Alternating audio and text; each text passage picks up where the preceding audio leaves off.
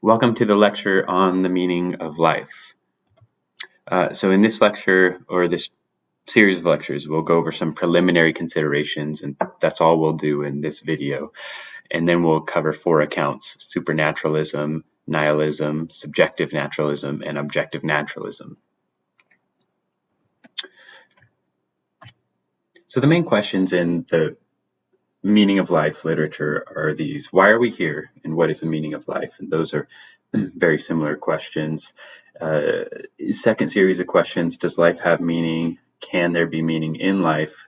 And these are also related. It has to do more so with having a life of significance or value, whereas the first set of questions has to do with your sort of overarching purpose in life. And then we can always ask, does meaning in life require God, or is this something that you can get without God?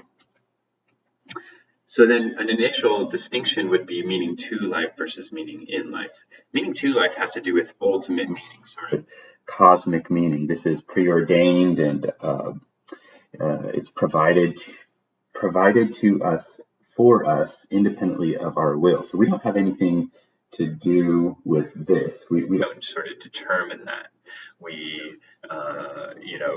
It's prearranged. We come onto the scene. We come into our lives with this already in place, supposing it exists. So whoever or whatever assigns us the meaning of life must have the authority to do so. The meaning in life has to do not with some preordained purpose to life, but with having a meaningful existence, meaningful experiences, projects, etc. And so we're going to focus on this second concept. In the first concept, philosophers are quite clear on what would be required for that. And, the real controversy ends up regarding meaning in life.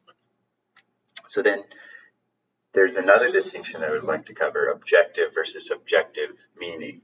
Objective meaning: the meaningfulness of a life partly depends on whether or not the activities of that life are valuable and worthwhile in an objective sense. So whether or not your life is valuable or worthwhile would depend on sort of objective values that you didn't determine, that no human being determined, that are just part of the nature of reality, and that you'd better discover and then live your life accordingly. So you don't count, or the society doesn't count as the standard for meaning. It's some sort of objective standard. So examples of objectively valueless activities. I mean, you can reject these as objectively valueless, but it's just to give you the idea, sort of get a sense for what this would be. So counting blades of grass. Suppose that you have all this talent and you could become a doctor, but you decide you want to count blades of grass one by one. You're not doing it for money or notoriety or anything like that, or science. You're just doing it. And this seems like this activity wouldn't have very much value. Or eating razor blades, even worse, because it's harmful. And then examples of objectively valuable activities like helping the poor, or even designing a building. It doesn't have to be moral. Designing a building, becoming a doctor, that sort of thing, where you're actually, I don't know if it really depends on having an impact in a positive way, but having an impact in a positive way would be, good examples of things that would be a good category of things that would be objectively valuable.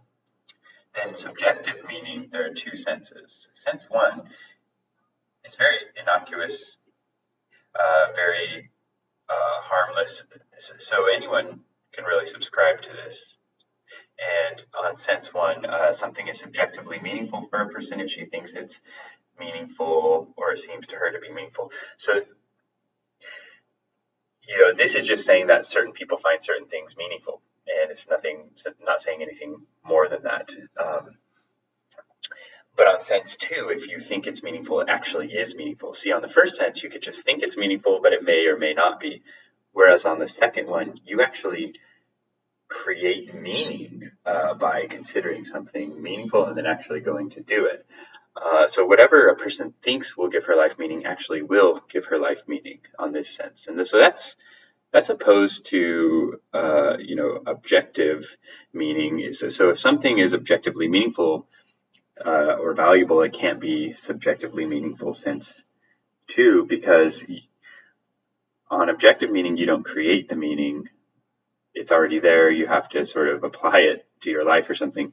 And then on subjective meaning sense too, you actually create meaning. Whatever you find to be meaningful is meaningful. So that's the first video in our series here. So you can move on to the second